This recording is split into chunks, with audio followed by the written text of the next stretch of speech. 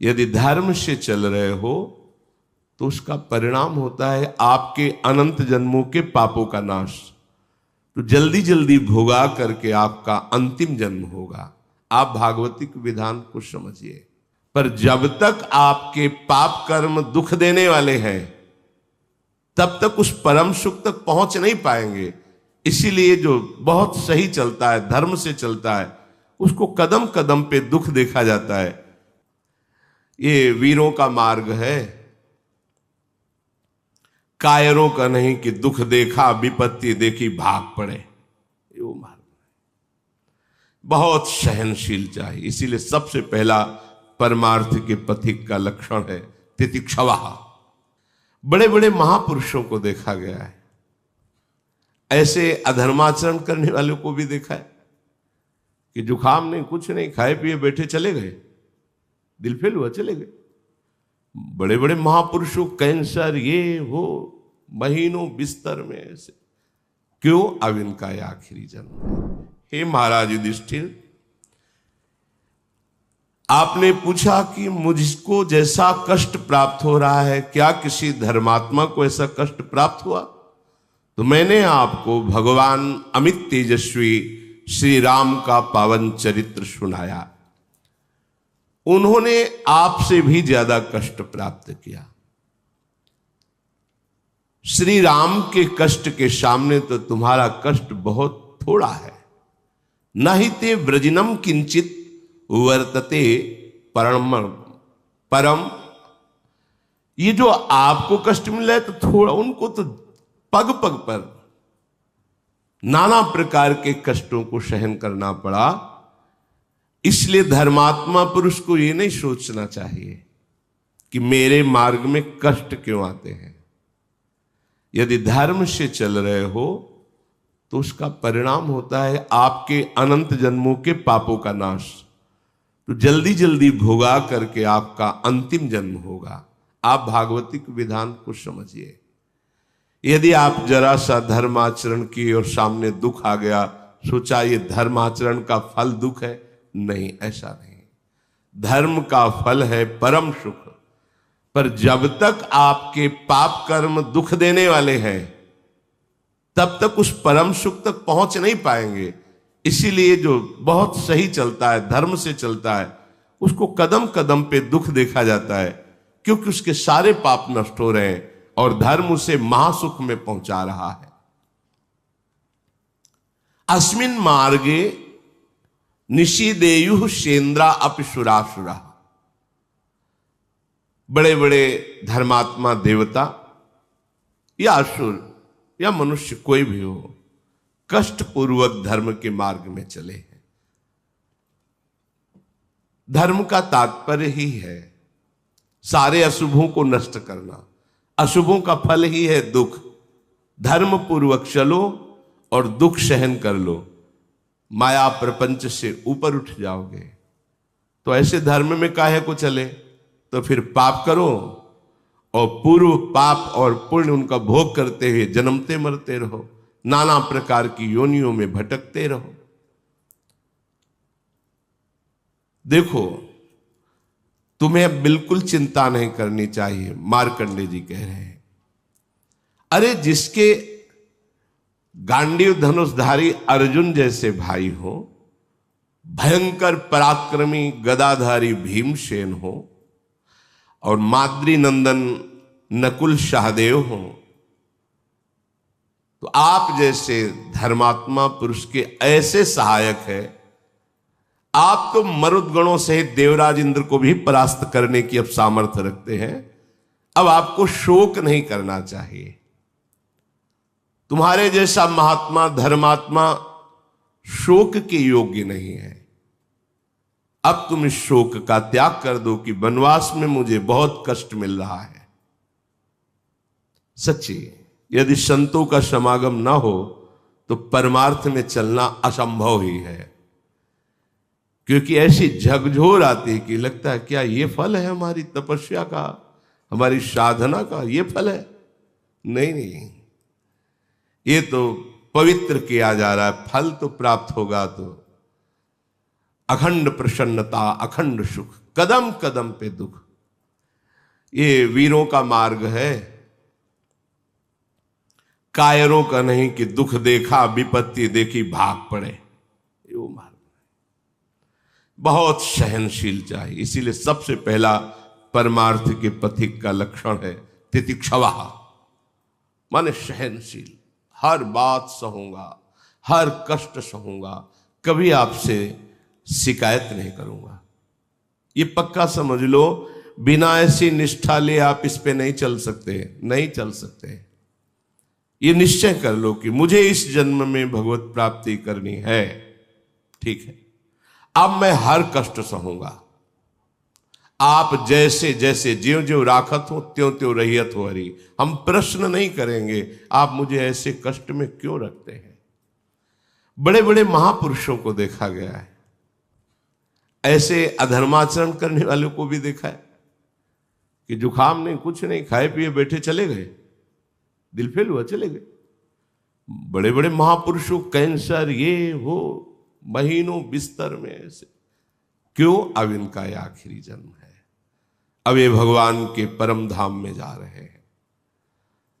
जिन श्री ओंकारानंद सरस्वती जी की चर्चा करते थे, तो वहां के समीप के जन आए तब बताया कि एक दिन खड़ाऊ रपट गई, हाथ टूट गया, एक गृहस्थ के घर गए। अब ऐसी पीड़ा भयंकर हुई, औषधि आदि ज्यादा वो लेते नहीं थे। धीरे धीरे शरीर ही लुंज हो गया, उठना खत्म हो गया। कई महीने जिस कमरे में थे शरीर से दुर्गंध आती थी, ऐसे कपड़े से पूछो तो त्वचा निकल आती थी। उनका कैसे बताए, 10 प्रकार की खुशबू की अगरबत्ती लगा के कमरे में ऐसे। बोले क्या ऐसे महापुरुषों को ऐसा भी कष्ट होता है? तो देखो उस कष्ट से बिल्कुल अतीत है। जो अपने स्वरूप को प्राप्त महापुरुष हैं, उन्हें किसी भी तरह से ऐसे कष्टों में विचलता नहीं होती। पर है तो अंग ही ना, वहां टूटा है तो हाथ थोड़ी उठेगा। अब कष्ट है तो जबान लड़खड़ाएगी, ऐसे निकलेगा। पर ये सब होते हुए भी वो एक ऐसे आनंद खजाने में बैठे हुए कि उनको इसका शोक नहीं है।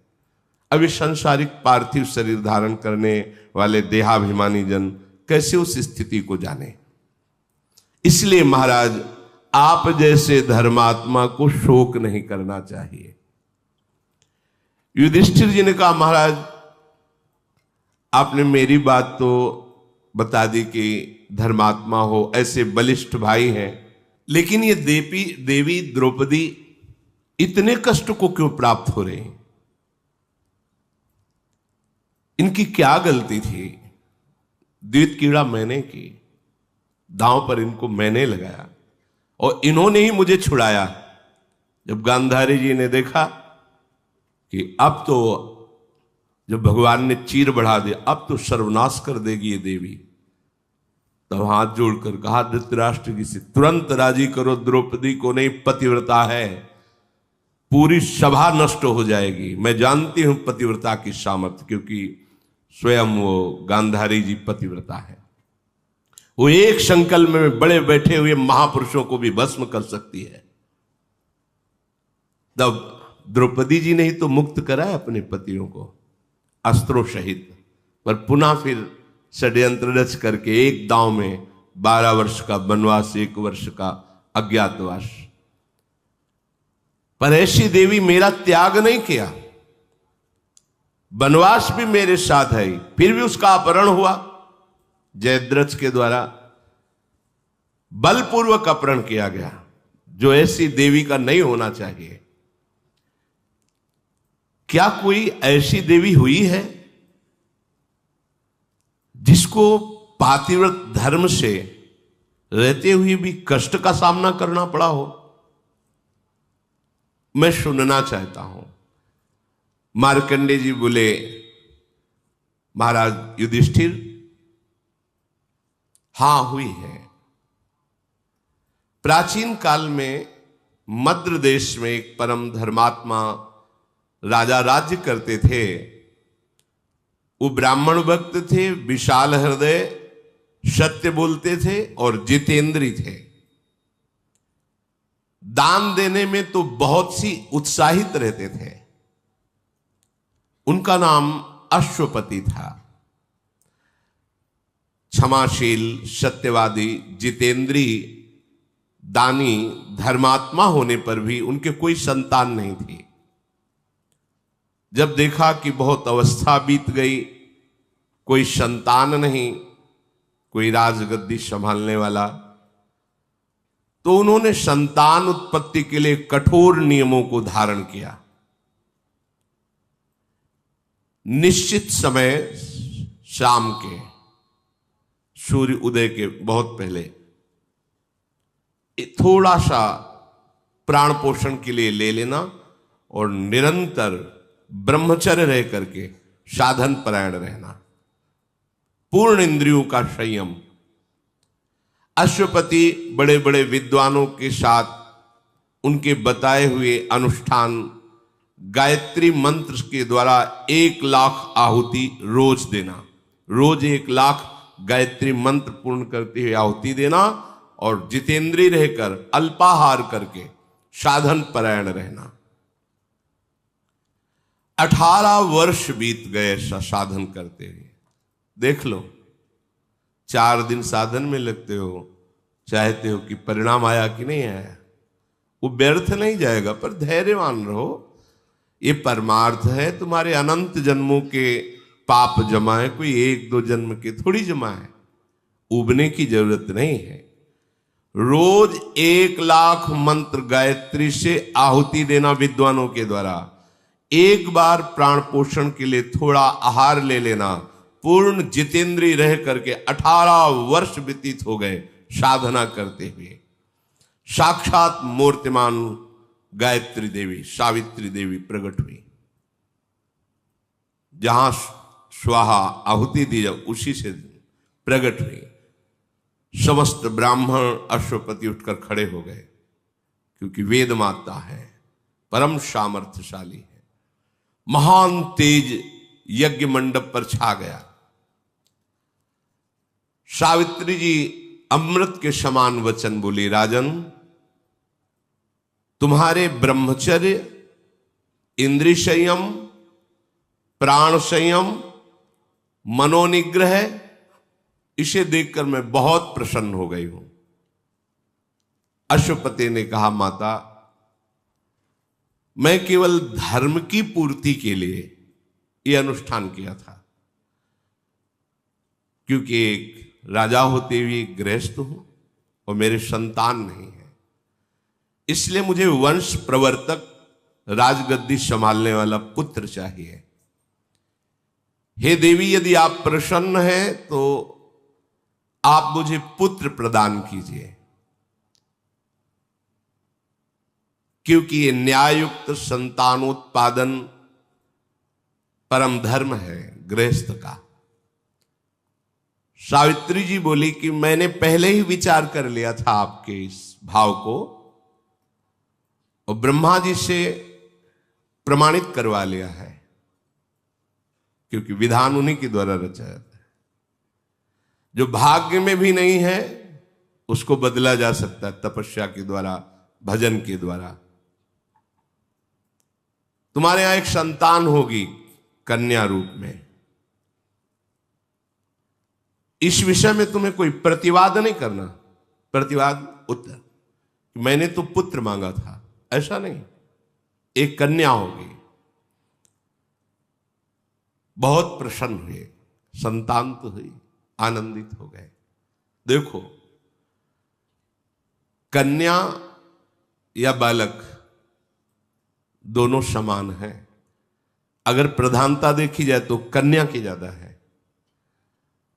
वो दोनों कुलों का उद्धार करती है, माता पिता का और सास ससुर का, दोनों का। उसका पुत्र से भी अधिक श्रेष्ठ पद है कन्या का। आज बुद्धि भ्रष्ट हो गई है, कन्या को हे भाव से देखते हैं। गर्भ में कन्या है तो ऐसी क्रूरता माता पिता धारण कर लेते हैं, मरवा दो। कैसा बुद्धि कैसी नीच हो गई। पुत्र से भी श्रेष्ठ कन्या का पद है।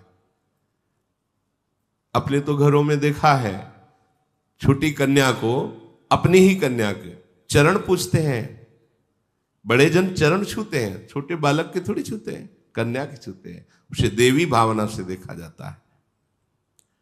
सावित्री जी ने कहा, इस पर तुम्हें कोई प्रतिवाद नहीं, आपकी बड़ी कृपा है।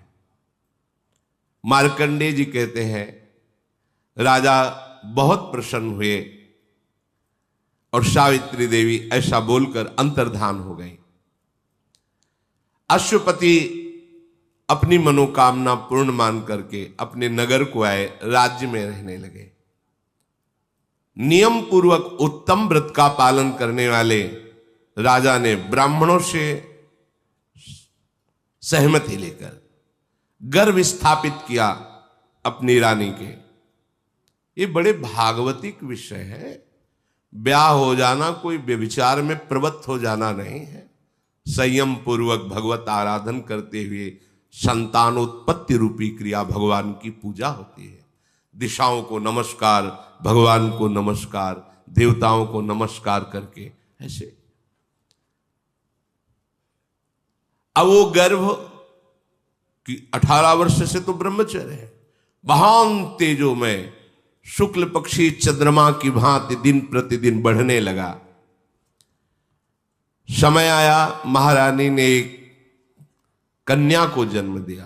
तेजो राशि, मानो स्वयं सावित्री देवी ही कन्या के रूप में प्रकट हुई हो।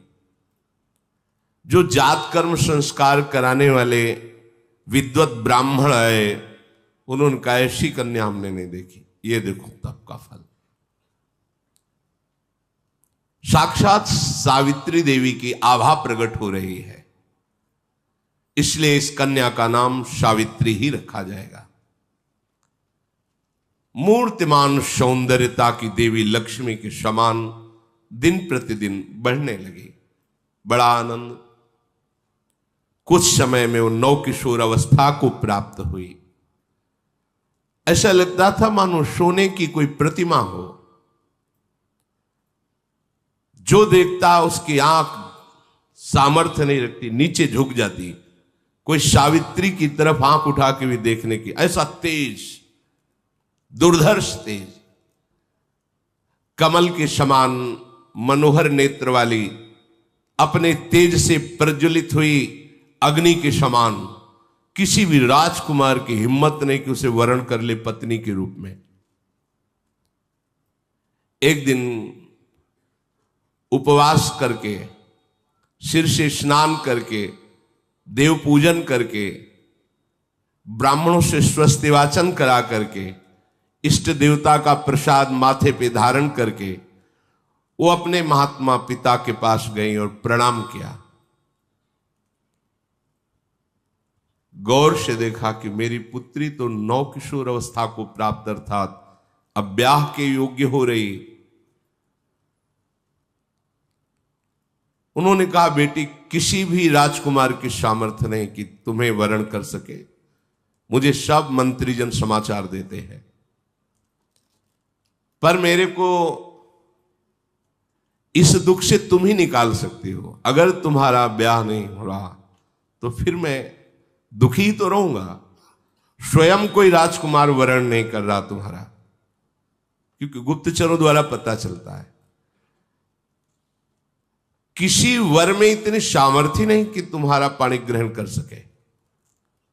तुम्हारे तेज से प्रतिहत होकर किसी की सोच ही नहीं बन सकती कि तुम उसकी अर्धांगिनी बनो। इसलिए तुम्हें स्वयं वर का वरण करना होगा।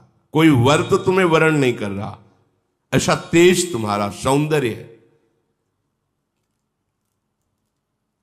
तुम जिसे पति के रूप में चाहो, बस उसका परिचय हमें बताओ आकर। मैं उन्हीं के साथ तुम्हारा पाणी ग्रहण संस्कार कर दूंगा। मेरी ये मन की जो पीड़ा है, हर पिता के मन में एक पीड़ा होती है, बेटी को सुयोग्य वर की प्राप्ति हो जाए। कल्याणी, मैंने ब्राह्मणों के विद्वानों के मुख से सुना है, विवाह के योग्य हो जाने पर कन्या का दान न करने वाला पिता निंदनीय नारकी गति को प्राप्त होता है। कन्या विवाह के योग्य है, उसे सुयोग्य वर के साथ वरण नहीं किया गया तो ये पिता को अपराध लगता है, ये निंदनीय।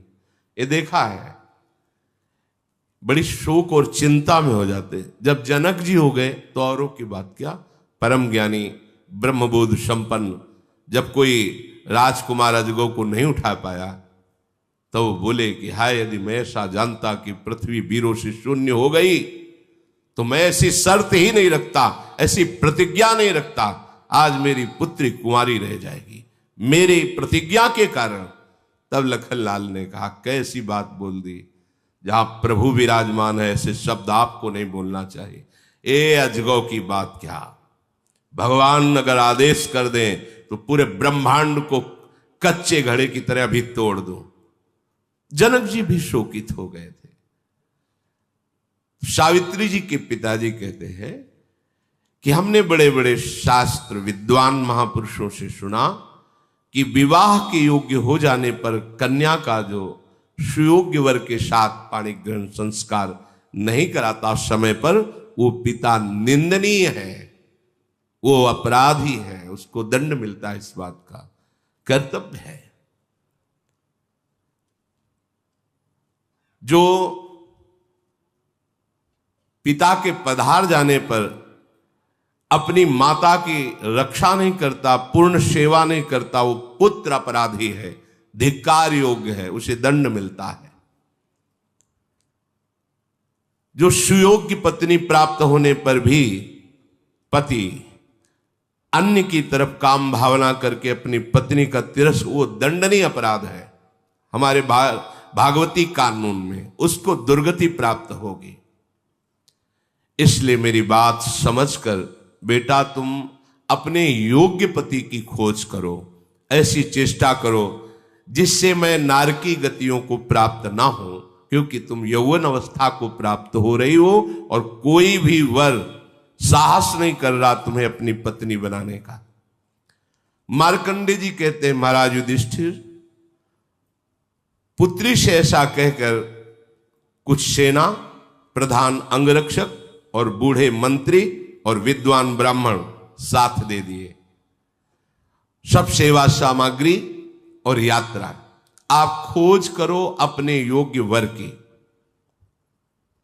पिता के चरणों में प्रणाम करके उनकी आज्ञा पालन करने के लिए तत्काल सावित्री जी ने प्रस्थान किया।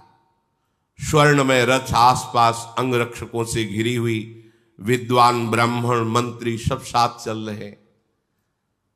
बड़े बड़े मुनियों के आश्रमों में जाकर उनकी चरण वंदना, उनकी सेवा करना और भ्रमण करना, तीर्थों में जाकर के दान करना, पर दृष्टि रहती कि कोई मेरे योग्य वर दिखाई दे दे।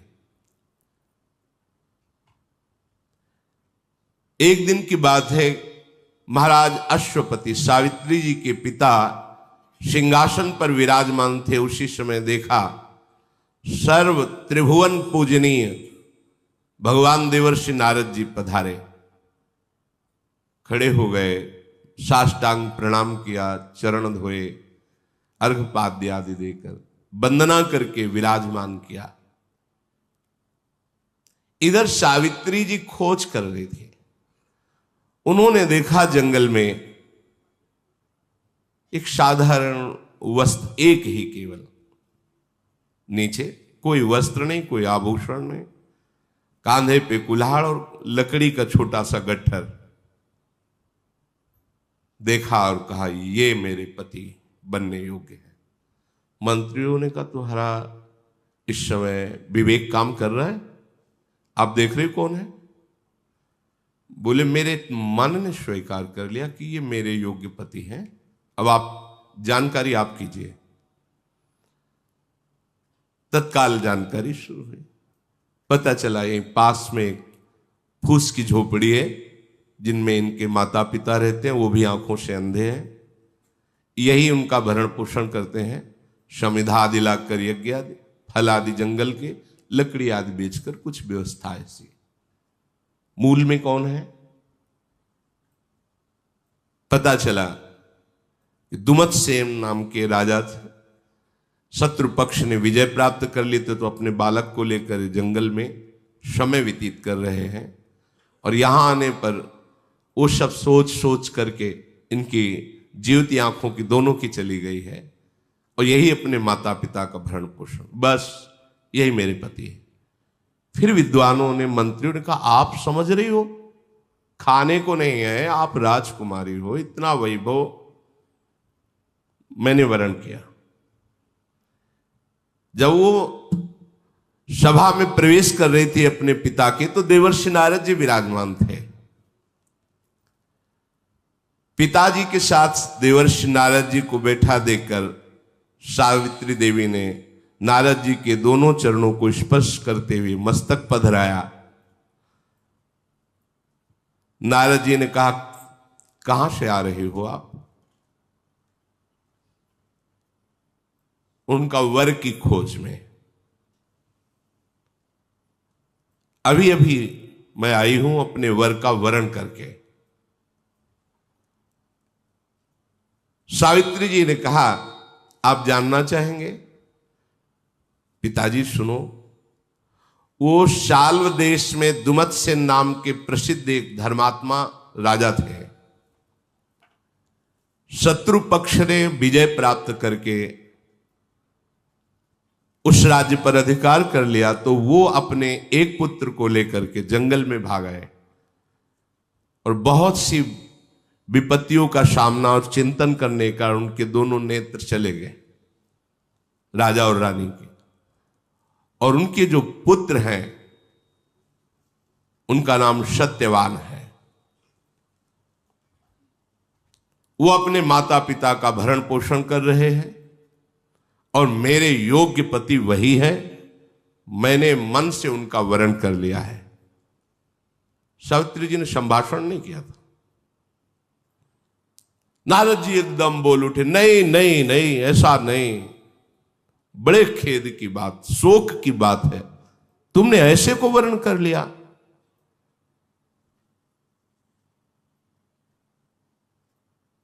तो सत्यवान जी की बात सुनकर जब नारद जी ऐसा बोले,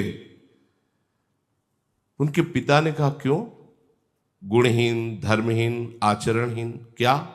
उनका नहीं नहीं, राजकुमार का सत्यवान नाम इसीलिए त्रिकाल में भी कभी झूठ नहीं बोलते, ना उनके माता पिता सत्य और धर्म का आचरण कभी छोड़ते हैं, इसलिए उनका नाम सत्यवान रखा गया है।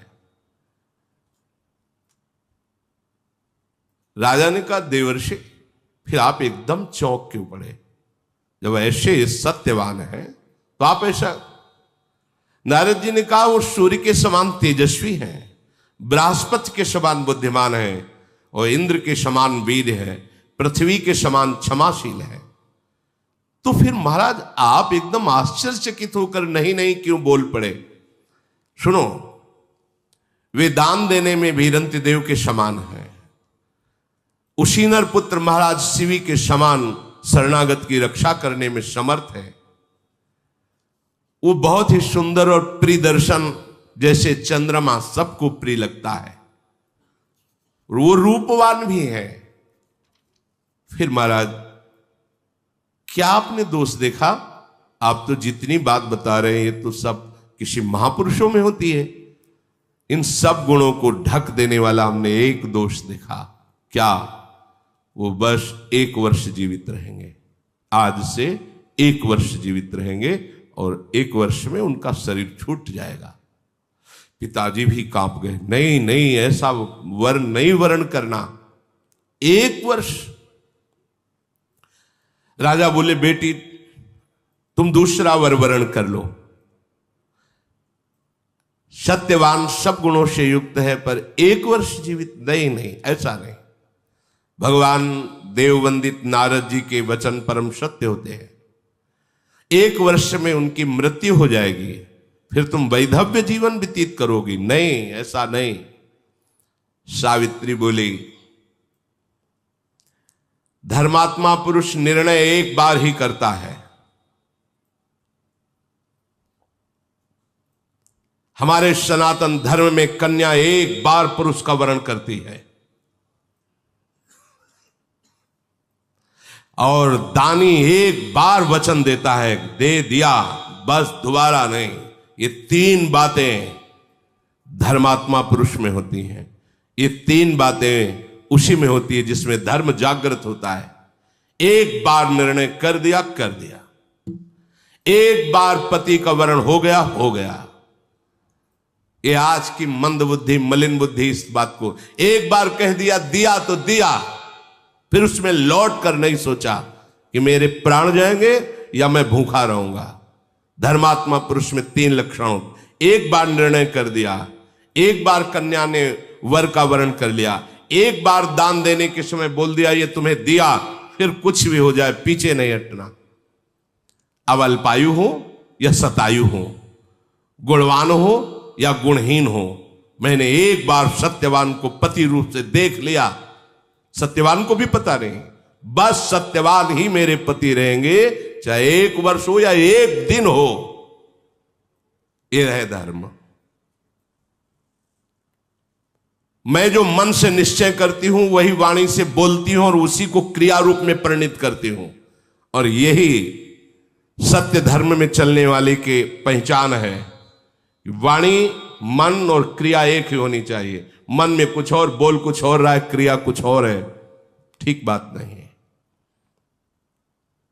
नारद जी ने कहा धन्य हो, धन्य हो, धन्य हो देवी, तुम्हारी बुद्धि धर्म में स्थित है, इसलिए अब किसी की सामर्थ्य नहीं कि तुम्हें धर्म से कोई हटा सके।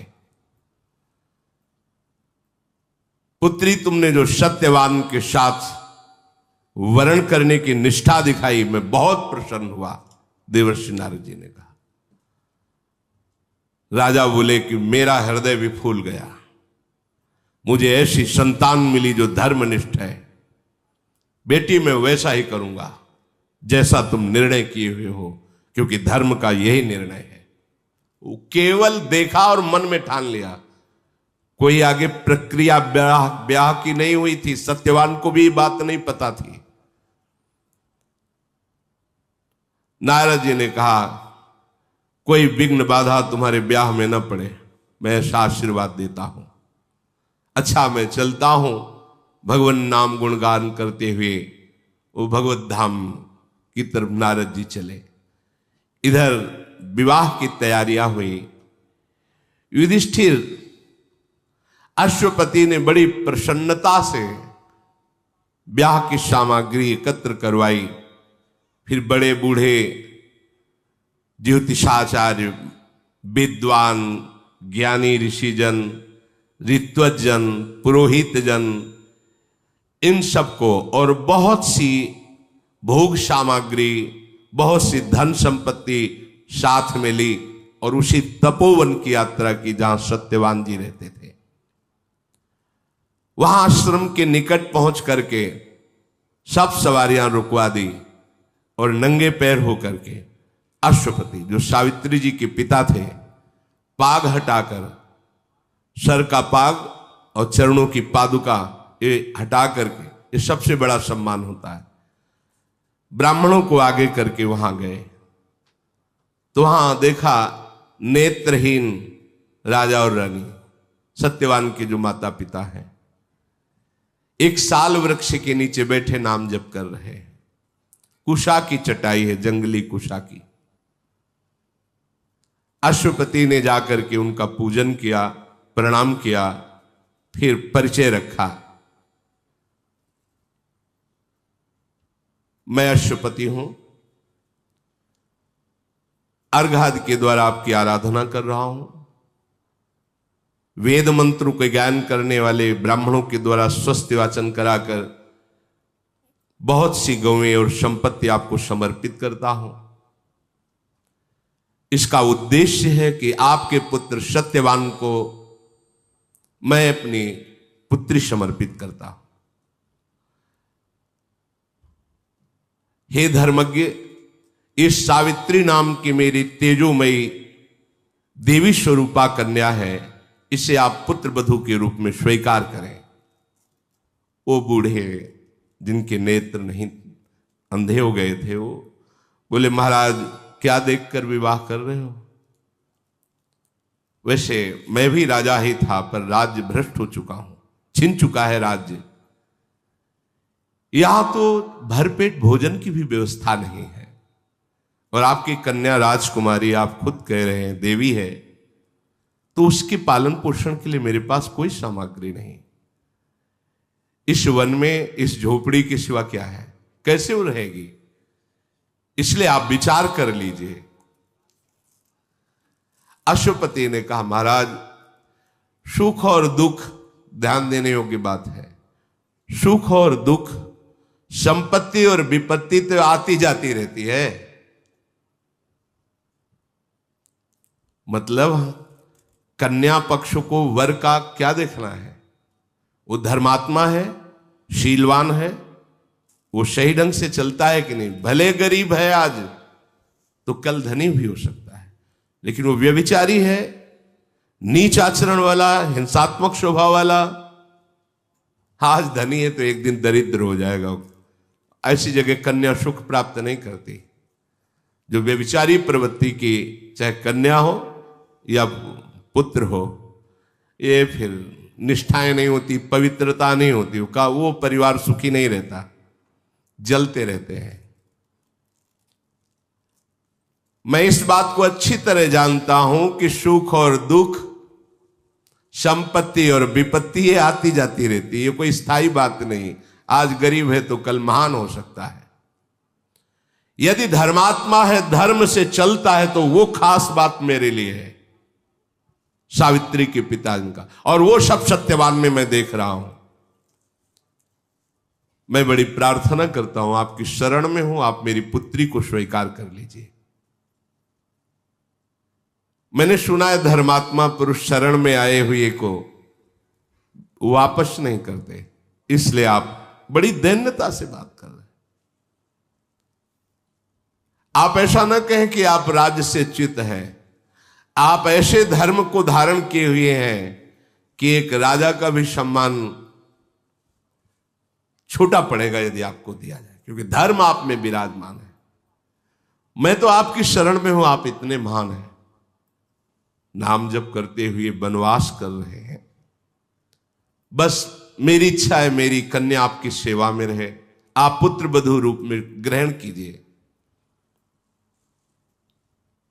दुमतसेन, वही जो नेत्रहीन सत्यवान के पिता है, उनका महाराज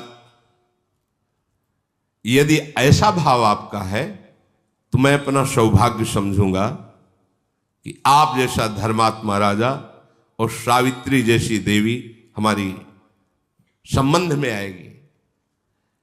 किंतु मेरी बात फिर ये समझ लो कि मेरे पास कोई सुख सामग्री नहीं है जिससे मैं आपकी पुत्री को, यहां आश्रम में ब्राह्मण जन आते रहते हैं, कंदमूल फल से उनका स्वागत हो जाता है, मेरा पुत्र लाता है। उनका महाराज आप इसकी चिंता न करें, बहुत सी सामग्री, बहुत सी भोग सामग्री समर्पित की, और विद्वान ब्राह्मण साथी थे। मंत्रों के द्वारा विधि पूर्वक सत्यवान और सावित्री जी का पाणी ग्रहण हुआ। सत्यवान जी को बड़ी प्रसन्नता हुई देवी सावित्री के पाणी ग्रहण करने से, और सावित्री जी को अपार सुख मिला कि ऐसा धर्मात्मा पुरुष मेरा पति बना। पिता के जाने के बाद इस सावित्री जी ने पिता के द्वारा दिए हुए सारे आभूषण सब बांट दिए ब्राह्मणों को। जैसे मेरे पति और ससुर रहते हैं मैं वैसे ही रहूंगी, अपने पिता की वस्तुओं का भोग नहीं करूंगी। इनके पास जो सुविधा है उसी से, यह है धर्म, यह है धर्म कि अपने पिता के वैभव को दिखाकर, पति गरीब है तो उसको हर समय नहीं, जैसे मेरे स्वामी हैं मैं उन्हीं के। सियाजू ने भी यही कहा था कि मुझे जनकपुर का वैभव या महाराज चक्रवर्ती सम्राट दशरथ जी का वैभव, प्रभु आपके जहां चरण वही हमारे लिए सुख सैया है आपका। पिता के जाते ही सारे वस्त्र आभूषण उतार दिए, और जैसे पति वलकल वस्त्र वैसे ही वस्त्र धारण किए और सब बांट दिया। जैसे पति जीवित रखेंगे वैसे रहूंगी, पिता के वैभव से नहीं। ये धर्म है, इसे धर्म कहते हैं। मेरे पति जैसे माता पिता की सेवा करके मैं उसी से नहीं चाहिए ये वैभव। वो दे गए थे, सब बांट दिया, शरीर में कोई आभूषण नहीं रखा। गुण, विनय, संयम सबके द्वारा अपने सास ससुर की आज्ञा में रहना, शारीरिक सेवा और वाणी का संयम, कभी कोई ऐसे वचन न निकल जाए पति के प्रति, और सत्कार के द्वारा पति को अधीन कर लिया, प्रेम अधीन। ये है वास्तविकता। ऐसा प्रेम, ऐसा समर्पण कि वो खुद अपने हृदय में आपको वास दे दे। मधुर संभाषण, प्रवीणता पूर्वक कार्य की कुशलता और शांति और एकांत वृत्ति के द्वारा पति की आराधना। एकांत वृत्ति, भगवत भाव, मेरे साक्षात भगवान है मेरे पति देव, ऐसी आराधना। बाहर से सब करते हुए अंतर से गली जा रही थी। आज का भी दिन व्यतीत हुआ, आज का भी दिन व्यतीत हुआ। 1 वर्ष, जिस दिन नारद जी ने बात की थी उस दिन से क्षण क्षण अंदर आग लग रही थी, पर बाहर से मुस्कुराती, बाहर से सब किसी को जानने नहीं देती। तदनंतर समय व्यतीत हुआ, वो समय आ गया। सावित्री जी एक एक मिनट की गणना, एक एक पल की गणना कर रही थी। नारद जी के बताए हुए समय से निश्चय हो गया कि आज के चौथे दिन मृत्यु हो जाएगी मेरे पति की।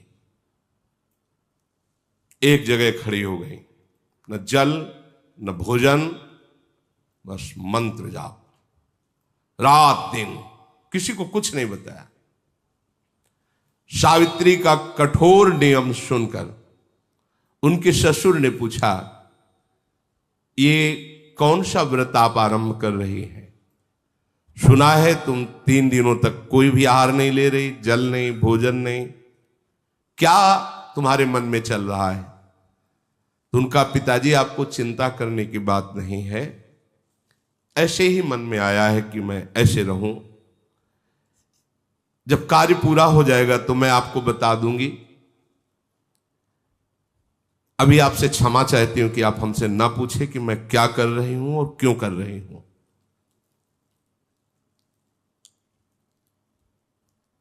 बस आप शांत रहे, तो आप कोई प्रश्न मत कीजिए।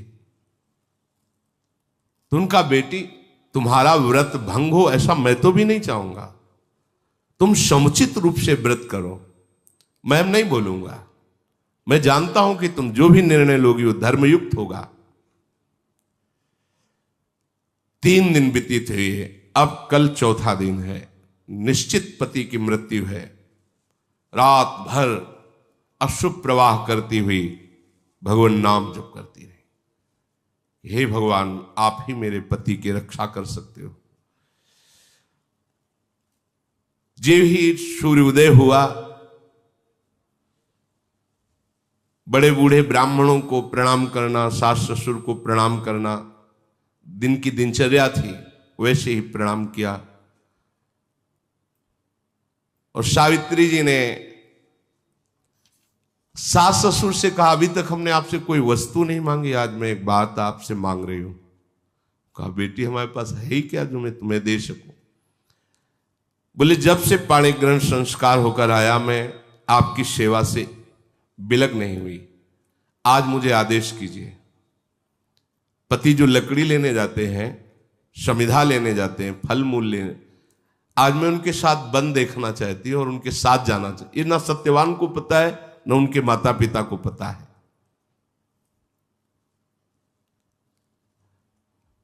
तो उनका, बेटी ये कोई बात है, ये तो तुम्हारा अधिकार है। का नहीं, जब तक आप आज्ञा नहीं करेंगे तब तक मेरा यह अधिकार नहीं है, आपका अधिकार है। पुत्र आपका है, आप आदेश कीजिए तो मैं जा सकता। कितना सूक्ष्म धर्म, कितना सूक्ष्म। यहां तो आज ब्याह होते ही बंटवारा कर लेते हैं, माता पिता को छोड़ देते हैं। कैसा धर्म है? तो फिर सामर्थ्य भी देखो इस धर्म की।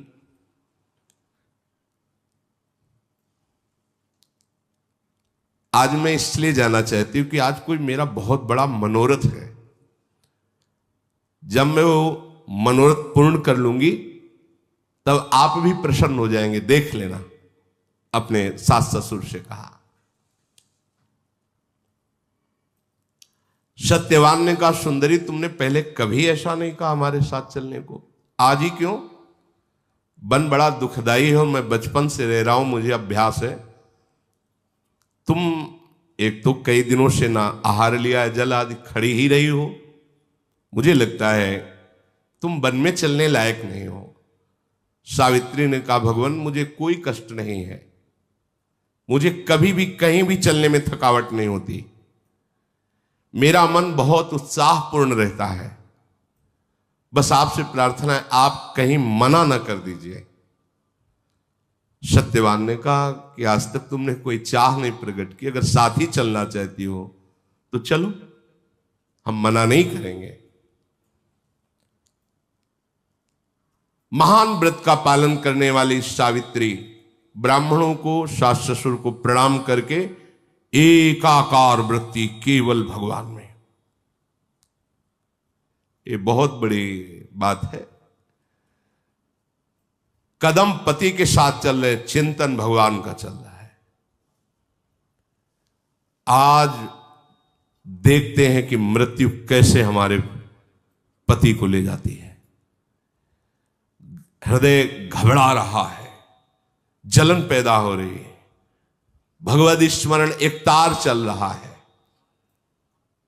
देखने में बहुत मुस्कुराती हुई दिखाई दे रही, जिससे उनके पति को पता न चले।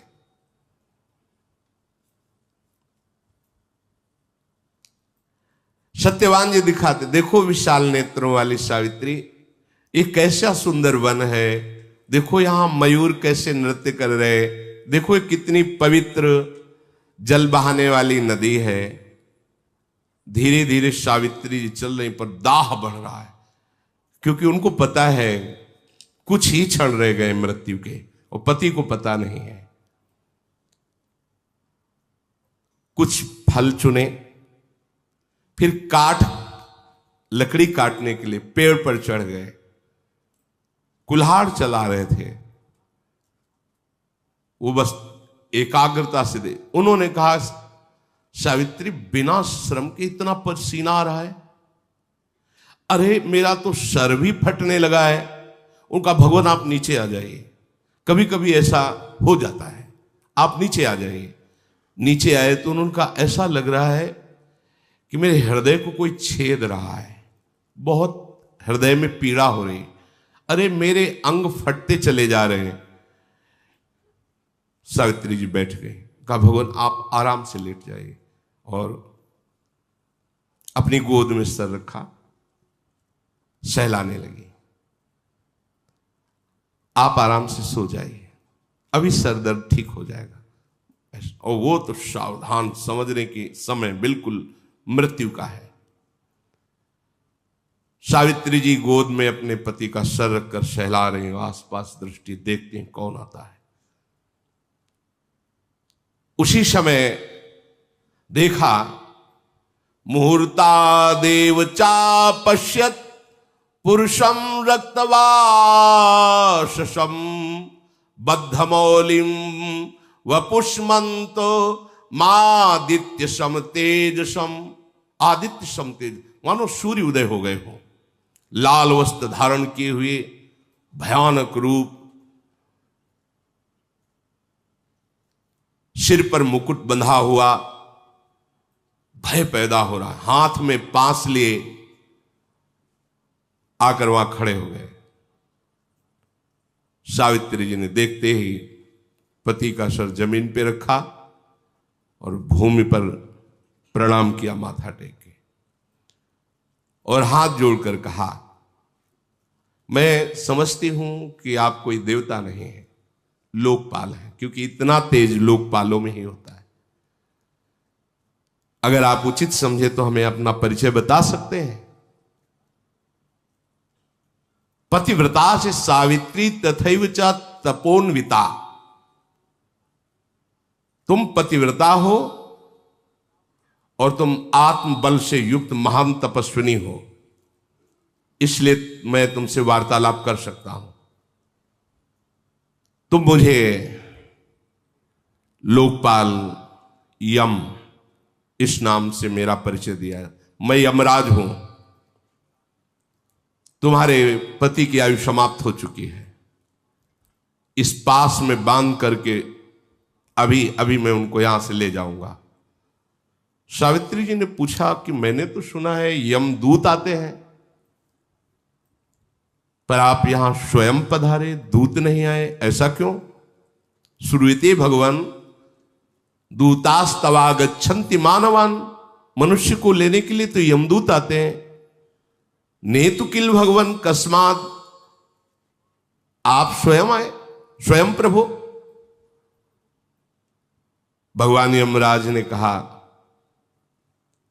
कि जानती हो ये तुम्हारा पातिव्रत धर्म और भगवत चिंतन का प्रभाव है कि मेरे दूत तुम्हारे सामने प्रकट ही नहीं हो सकते, क्योंकि महाभागवत ये भी है, महाभागवत 12 महाभागवतों में ये यमराज जी आते हैं जिनको धर्मराज भी कहा गया है। मेरे दूतों की योग्यता ही नहीं कि आ जाए, इसलिए मुझे स्वयं आना पड़ा है। तत्काल सावित्री जी ने देखा कि उस जीवात्मा को यम पाश में बांधकर, क्योंकि वो दिव्य दृष्टि संपन्न हो चुकी है, बहुत विवश कष्ट पूर्वक शरीर से वो जीवात्मा निकल रही, सांस रुक गई, चेहरे का रंग बदल गया, पति को यमपाश में बंधा देख रही। दक्षिण दिशा की ओर चल पड़े यमराज जी। सावित्री जी पीछे पीछे चल पड़े। परम सौभाग्यवती, व्रत नियम भगवद स्मरण, अबाध गति, कहीं भी जा सकती है। धर्म का बहुत बड़ा बल होता है। ऐसा लगा कोई पीछे आ रहा है, देखा तो उन्होंने कहा कि सावित्री अब तुम लौट जाओ और अपने पति के दाह संस्कार आदि कार्य को पूरा करो। जो एक पत्नी का परम कर्तव्य है वो तुमने पूरा कर लिया, अब आगे तुम्हें नहीं आना चाहिए। सावित्री जी ने कहा पत्नी का तो पूरा कर्तव्य तभी होता है जब वो पति के साथ ही रहे। जहां मेरे पति जाएंगे वहीं मैं जाऊंगी, यही सनातन धर्म है। तपस्या और गुरु भक्ति, पति प्रेम, भगवत भजन, व्रत पालन, इनकी सामर्थ्य से मेरी ऐसी गति है कि कोई भी लोकपाल मुझे नहीं रोक सकता। ये देखो, तपस्या अर्थात कष्ट सहना, गुरु भक्ति, पति प्रेम, भगवत भजन और व्रत पालन, इनसे मेरी ऐसी सामर्थ्य प्रकट हो गई, कोई लोकपाल नहीं रोक सकता। जिस लोक में जाना चाहे हम जा सकती हैं। महात्मा जन तो ऐसा कहते हैं कि 7 पग अगर साथ चल ले तो मैत्री संबंध स्थापित हो जाता है। तो मैं तो कई पग आपके साथ चल लिया, तो आप क्या मेरे मित्र नहीं है? यमराज जी से पूछ रहे। महाराज, जिन्होंने अपने मन और इंद्रियों को वश में नहीं किया है, जिन्होंने धर्म पालन नहीं किया है, जिन्होंने गुरु सेवा नहीं की है, जिन्होंने कष्ट रूपी तपस्या नहीं की है, वो आपके साथ चलने में सामर्थ्य नहीं रखता।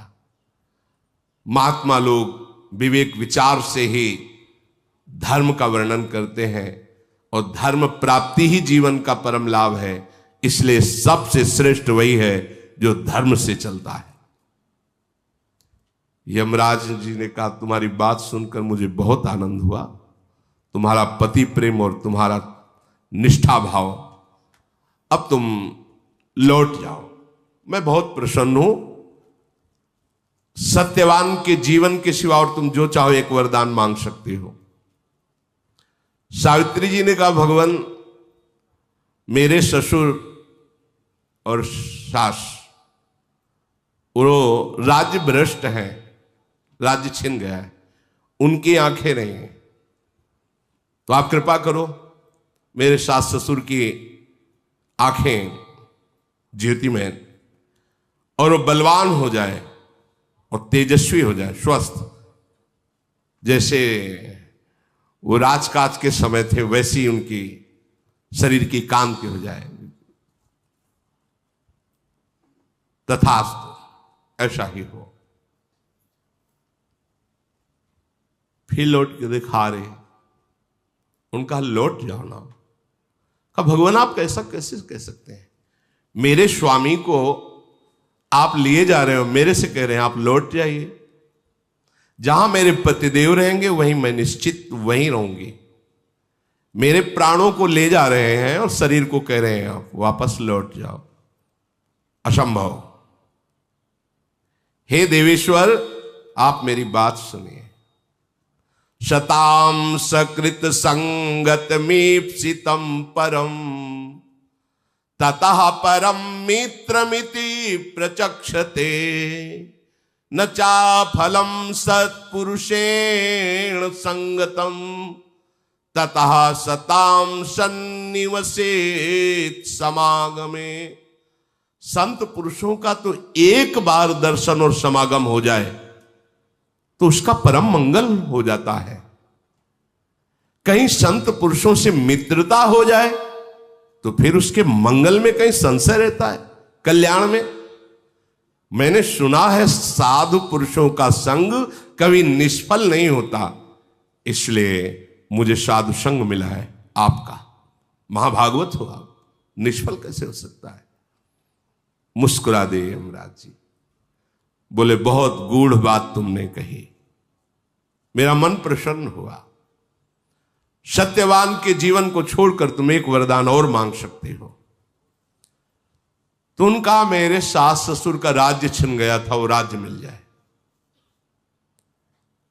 जैसा उनका शासन था वैसा ही उनको, तथास्तु, ऐसा ही हो। अब तुम लौट जाओ। फिर पीछे देखा, सावित्री जी जा रहे। आप क्यों नहीं वापस जा रहे? महाराज आप तो सारी प्रजा को संयम में रखते हैं, नियमन करते हैं, बड़े लोकपाल हैं, आपका नाम यम है, महिमा आपकी विख्यात है। कौन सा ज्ञान और धर्म ऐसा है जो आपको पता न हो? अद्रोहा सर्वभूतेषु कर्मणाम मनुषा गिरा अनुग्रहश्च दानम च सताम धर्म सनातना।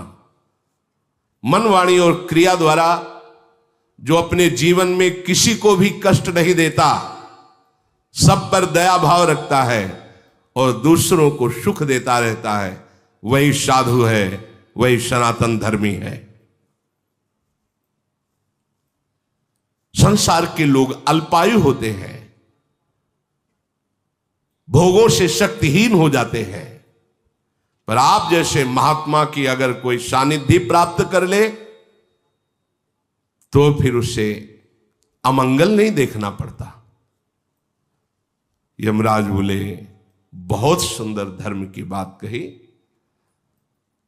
सत्यवान के जीवन को छोड़कर तुम एक और वरदान मांग सकती हो। सावित्री ने कहा कि मेरे पिता ने पुत्र के लिए तपस्या की थी तो मैं प्रकट हुई थी। मैं चाहूंगी कि मेरे पिता के द्वारा ही मेरी माता के गर्भ से मेरे 100 भाई प्रकट हो, 100 पुत्र प्रकट हो। तथास्तु, ऐसा है। दोनों कुलों का उद्धार, ऐसा ही हो। फिर चले तो फिर देखा पीछे, अब लौट जाओ, बहुत दूर तक आ गई हो। सावित्री ने कहा भगवान आपको बोल दिया कि स्वामी के समीप ही मेरी स्थिति होगी, ये स्थान कोई और नहीं ले सकता। मेरे स्वामी जहां वहीं मैं, आप जहां भी जाओगे मुझे वहीं पाओगे। पर मैं चलते चलते आपको एक बात सुना दूं। आप भगवान सूर्य के पुत्र हैं, बड़े प्रतापी हैं, विद्वान पुरुष आपको वैवस्वत कहते हैं। आपका यश है क्योंकि आप कभी किसी को गलत दंड नहीं देते, धर्म में निर्णय करके ही उसे दंड देते हैं, क्योंकि आपको किसी गवाही की जरूरत नहीं है, स्वयं सबको देखते हैं।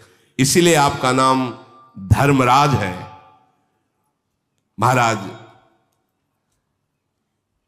आप पर जितना हमें विश्वास है उतना ही सबको संतों पर विश्वास होता है, इसलिए संतों पर विशेष प्रेम करना चाहिए। और आप संत हैं, महाभागवत है, आप जानते हैं कि किससे प्राणियों का हित होता है, कैसे सौहार्द किया जाता है, इसलिए मैं संतों पर, आप पर बहुत अधिक विश्वास करती हूं। यमराज जी ने कहा, यह बात तो केवल धर्ममय हृदय से ही निकल सकती है। तुमने मुझे बहुत संतुष्ट किया। सत्यवान के जीवन के सिवा ये चौथा वर है, कोई और जो चाहो मांग लो। महाराज मैं भी औरस पुत्र चाहती हूं। औरस शब्द होता केवल पति के संयोग से, नहीं तो दैवी संकल्प से भी पुत्र होता है, गर्भ हो जाएगा। ऐसे संकल्प किया, गर्भ हो, शब्द बोल दिया। मैं भी औरस पुत्र चाहती हूं, और केवल अपने पति के द्वारा, संकल्प आदि या मंत्र आदि के द्वारा नहीं। अब वो इतने आनंदित हो गए थे सावित्री जी की बात सुनकर, औरस शब्द पर उन्हें ध्यान ही नहीं रहा। मुझे पुत्र, उनका तथास्तु, ऐसा ही हो, तुम्हें पुत्र की प्राप्ति होगी, अब तुम लौट जाओ, अब आगे तुम्हें नहीं बढ़ना। सावित्री जी ने कहा, एक बात तो सुन लो, संत पुरुषों ने कहा है कि जिसकी धर्म में वृत्ति लगी रहती उसे ही धर्मात्मा महात्मा कहते हैं। वही धर्मात्मा महात्मा है कि जिसके हृदय में कभी व्यथा और शोक नहीं होती। संत पुरुषों का संतों से जो समागम होता है वो महासुख प्रदान करने वाला होता है। श्रेष्ठ पुरुष संतों के संग से ही भय पर विजय प्राप्त करते हैं, निर्भय होते हैं। संत सूर्य के समान प्रकाश करते हैं। जैसे सूर्य प्रकट होकर बाहरी अंधकार का नाश करता है, तो संत अंदर के अज्ञान अंधकार का नाश करते हैं।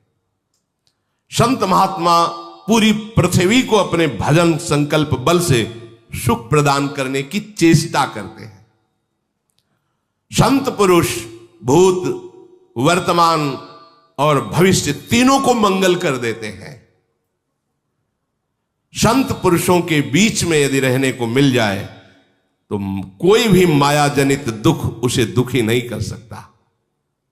ये सनातन सदाचार है और सत्पुरुषों द्वारा सेवित है, इसलिए संतों का संग करना चाहिए और परोपकार करना चाहिए। कभी भी अपनी स्वार्थ बुद्धि रख करके संत समागम से विमुख नहीं होना चाहिए। संतों का संग कभी व्यर्थ नहीं जाता।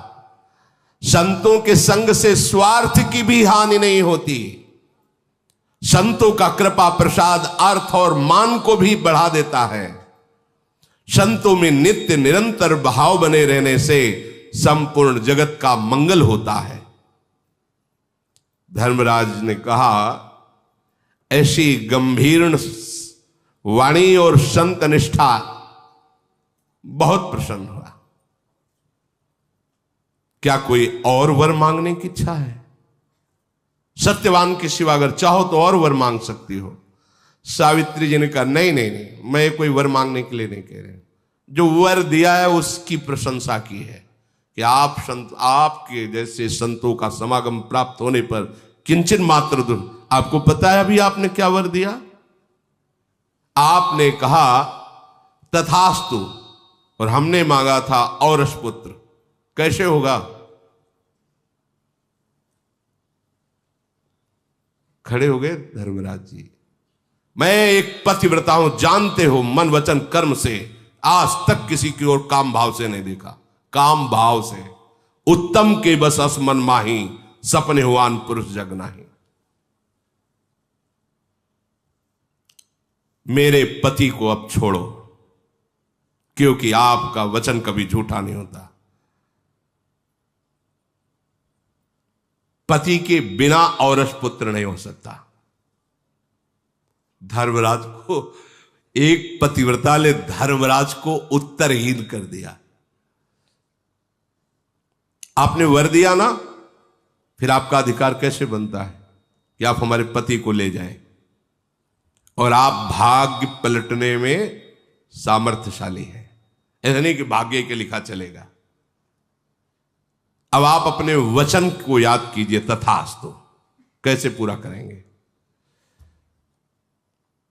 सूर्यपुत्र भगवान धर्मराज सावित्री जी की तरफ देखते रहेंगे कि ऐसे फंसा लिया, समझ ही नहीं पाए।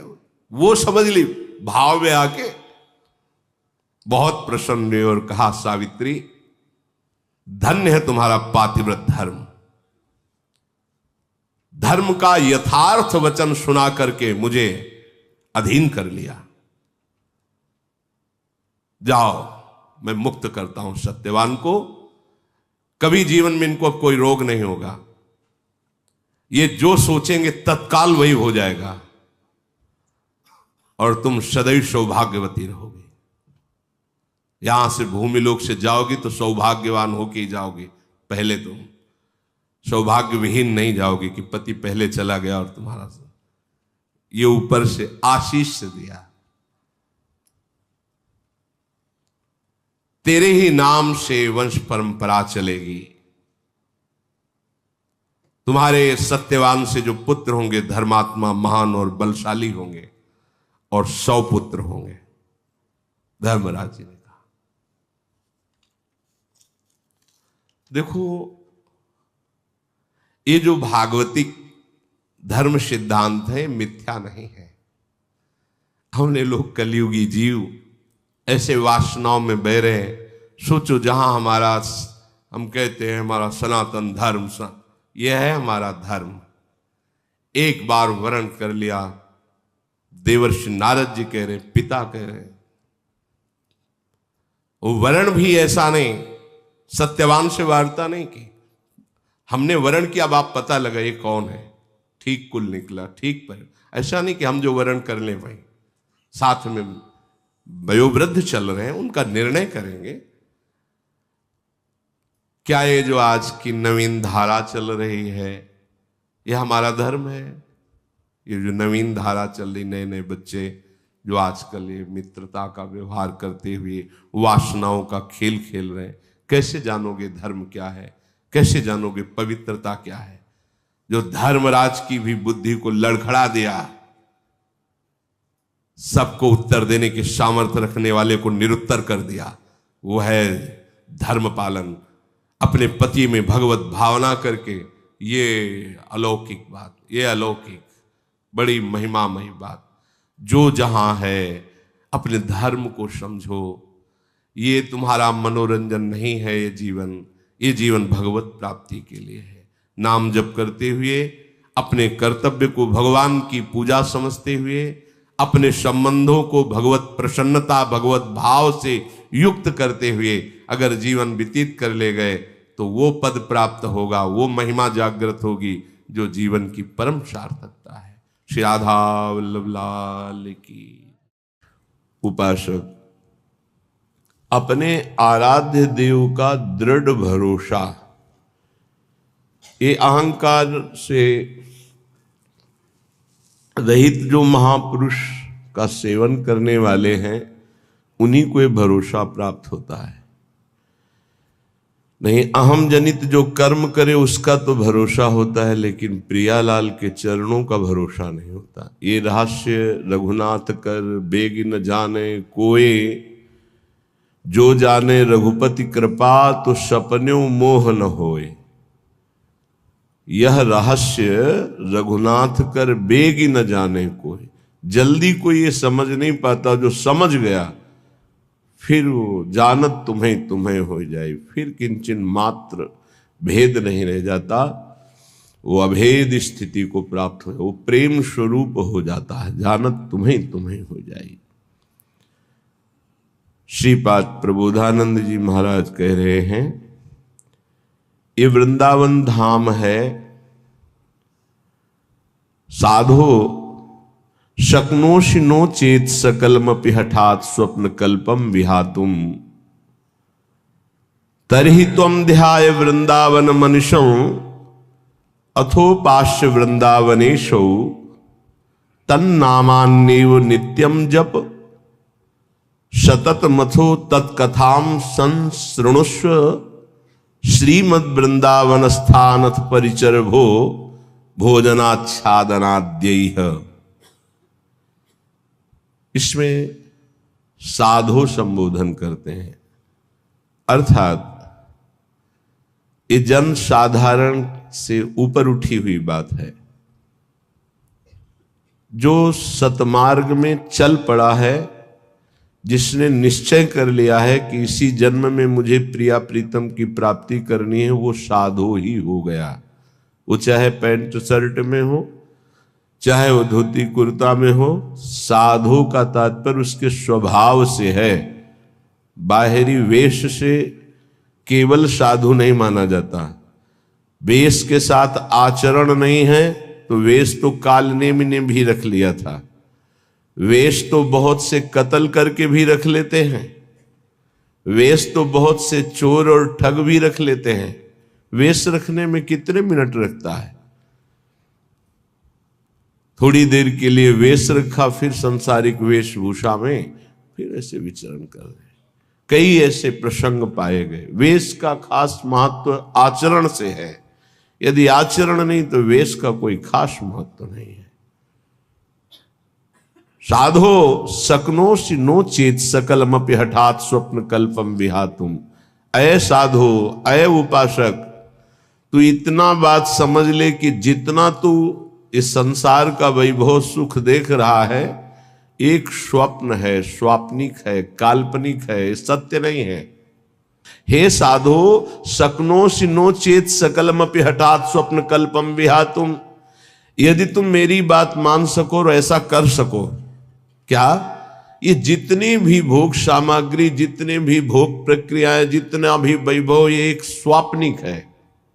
श्रीपाद जो कह रहे हैं वो भगवान शंकर पहले ही बोले, उमा कहूं मैं अनुभव अपना, सत हरि भजन जगत सब सपना। बड़े बड़े महापुरुषों ने कहा, ब्रह्म स्तंभ पर्यंतम सर्वम मायामयम जगत सत्यम सत्यम पुनः सत्यम हरेर नामैव केवलम। भगवान नाम केवल सत्य और सब झूठा है। ये जो आज दिखाई दे रहा है कल नहीं रहेगा, जो कल नहीं था वहां आज कुछ और दिखाई दे रहा है। बड़ा विचित्र माया का खेल है, ये काल्पनिक है, स्वाप्निक है। तर्हि तुम ध्याय, तुम ध्यान करो। किसका? बोले वृंदावन मनुष्यम अथो उपास्य, जो वृंदावन में रात दिन जिनकी उपासना होती है, श्यामा श्याम, इनका तुम ध्यान करो। इस संसार का चिंतन मत करो, ये काल्पनिक है, ये स्वाप्निक है, ये नष्ट होने वाला है।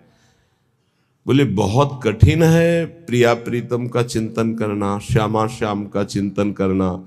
तो बोले वृंदावनेशौ, वृंदावन आ जाओ, यहां आध्यात्मिक पावर तुम्हारे हृदय में जागृत होगा। बहुत बड़ी सामर्थ्य है धाम की। तुम्हें सत्संग मिलेगा। जब भगवान विशेष कृपालु होते हैं तब सत्संग में भेजते हैं। कोई कोई कृपा की अवहेलना करके सत्संग से लाभ नहीं ले पाते हैं। कोई बिरले होते हैं जो सत्संग रूपी अमृत का पान करते हैं। क्या सत्संग रूपी अमृत से मिलता है? बोले तन नाम अन्य व नित्यम जप, अन्य नहीं, तन नाम। तन नाम श्यामा श्याम का, जहां कहा तरहि त्वम ध्याये, श्यामा श्याम का ध्यान करो। कौन? वृंदावन मनुष्यम अथो उपास्य, वृंदावन में रात दिन जो उपास्य देव हैं, जिनकी उपासना होती, तरहि त्वम ध्याये, उनका ध्यान करो, श्यामा श्याम का। बोले बड़ा कठिन है, कैसे ध्यान करूं? तो बोले वृंदावनेशौ, आओ वृंदावन, और वृंदावन में रसिकों का संग करो। तो तन नामान्येव, तुम्हारे हृदय में अन्य भाव हट करके नाम में प्रीति होने लगेगी। तन नाम राधा राधा, राधा वल्लभ श्री हरिवंश, राधा वल्लभ श्री हरिवंश। नित्यम जप, नित्य जप, तो तुझे दिखाई देने लगेगा कि संसार स्वाप्निक है। सतत मथो तत्कथाम संसृणुस्व, तू निरंतर सत्संग सुन, भगवत चर्चा सुन। इसका बहुत बड़ा प्रभाव पड़ता है। बड़े बड़े चोर भगवत प्राप्त हो गए, हिंसक भगवत प्राप्त हो गए सत्संग से।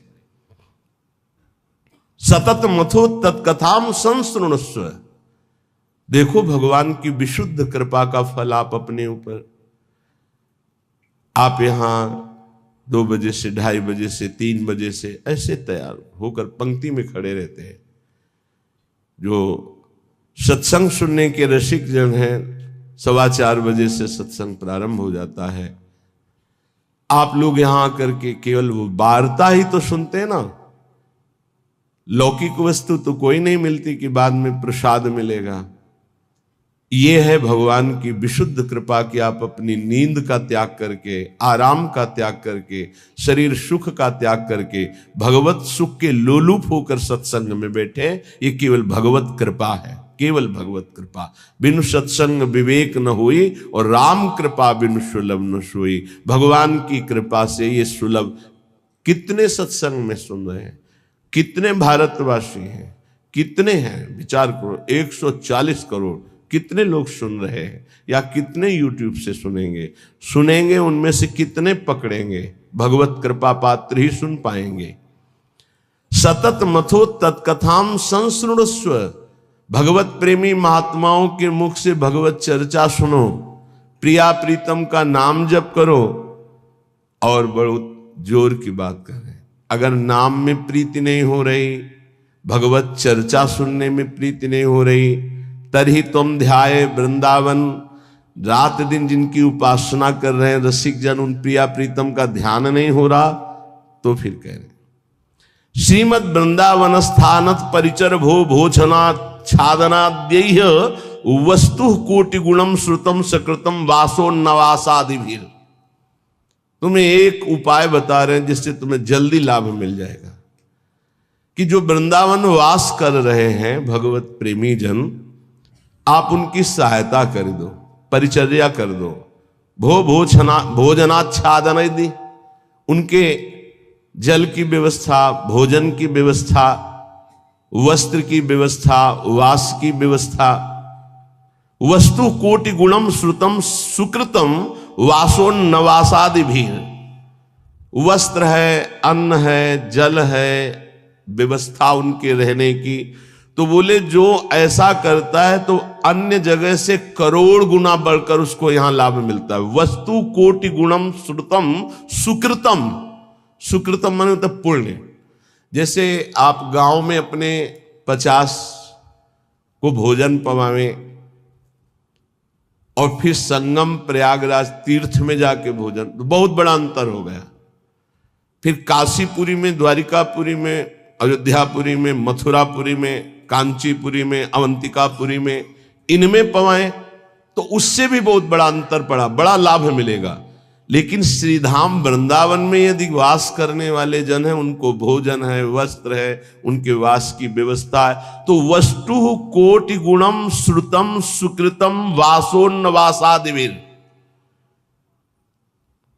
परिचर भोजनाच्छादनाद्यैः, उनकी परिचर्या, उनकी सेवा, भोजन है, जल है, वस्त्र है, आदि आदि जो उनकी वास में सुविधा देता है, बोले करोड़ गुना उसको लाभ हम प्राप्त होता है। वस्तु कोटि गुणम, 1 रुपया का करोड़ रुपया।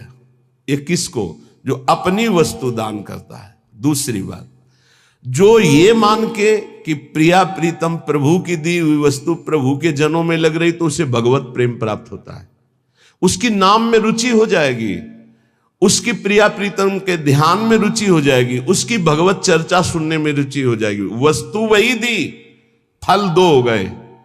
एक हो गया प्राकृतिक फल, 1 रुपए का 1 करोड़ वापस मिलेगा, और एक हो गया कि वही वस्तु दी और भगवत प्रेम मिलेगा। नाम में प्रीति, धाम में प्रीति, लीला में प्रीति, प्रिया प्रीतम में प्रीति। पर एक अपना मान करके अर्पित करता है कि ये मेरी संपत्ति मैं दान कर रहा हूं, तो उसे करोड़ गुना बढ़कर मिलेगा। और एक तो दियम वस्तु गोविंदम तुभ्यमेव समर्पये, हे प्रभु आपकी दी वस्तु आपको समर्पित कर रहा हूं। इससे उसे भगवत आराधना में रुचि प्रकट हो जाएगी, जो अत्यंत दुर्लभ बात है। यदि वो वृंदावन वास नहीं करता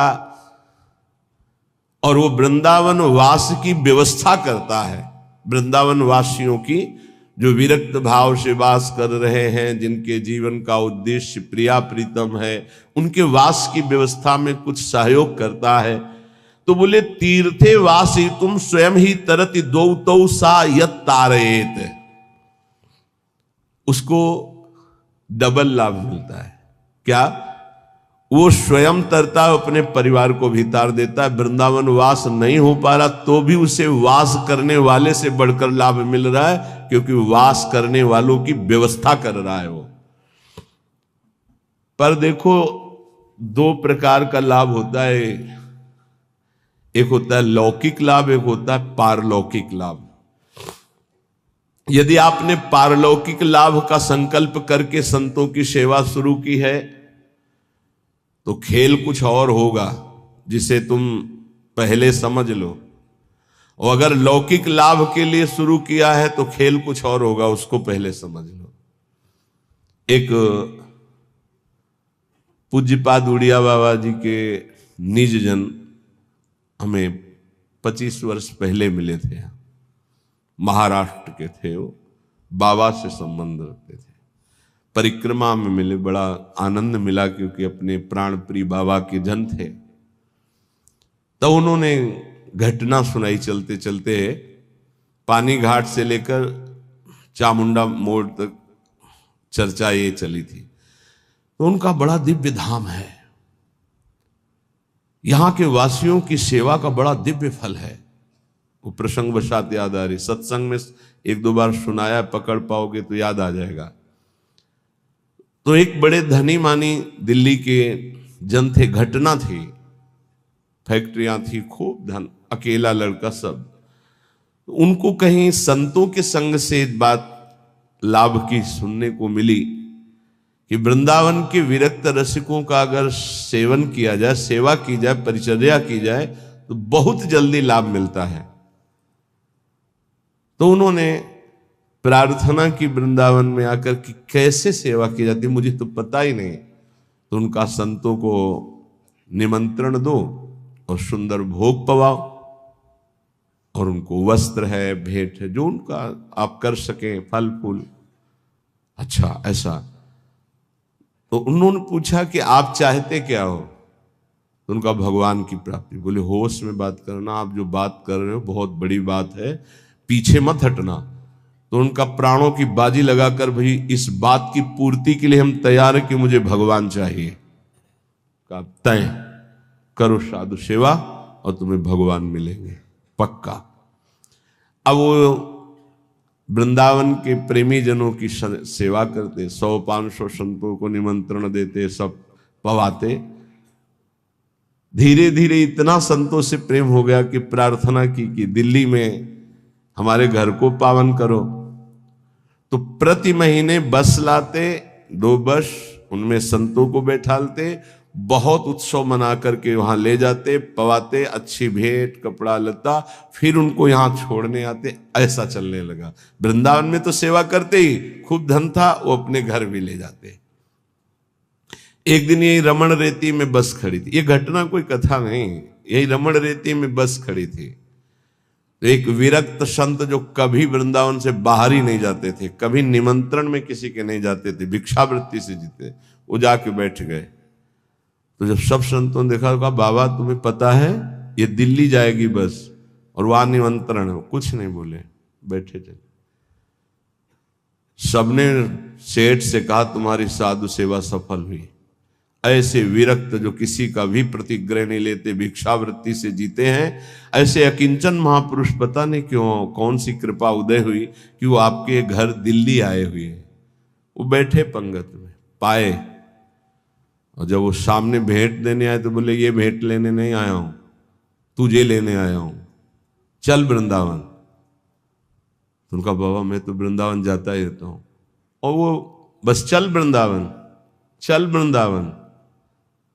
तो बाबा वो तो वृंदावन जाता ही रहता हूं, अभी चल सकता हूं आपके साथ। पर वो और उत्तर नहीं, चल वृंदावन। अब संतों की एक अलग भाषा होती, उसे समझना कठिन। भेंट नहीं ली, चल वृंदावन। सबको भेंट दी, फिर सब बैठे, विदा हुए, आए। उसी दिन एक्सीडेंट हुआ और उनका पुत्र राधेश्याम। अब हाहाकार मच गया, क्योंकि वही उनके ऐश्वर्य का अधिकारी था। भारी अंदर उच्चाटन पैदा हुआ, कुछ अच्छा न लगने लगा। साधु सेवा, भगवत भाव सब पानी में। बड़ा निष्ठा रखना मुश्किल है।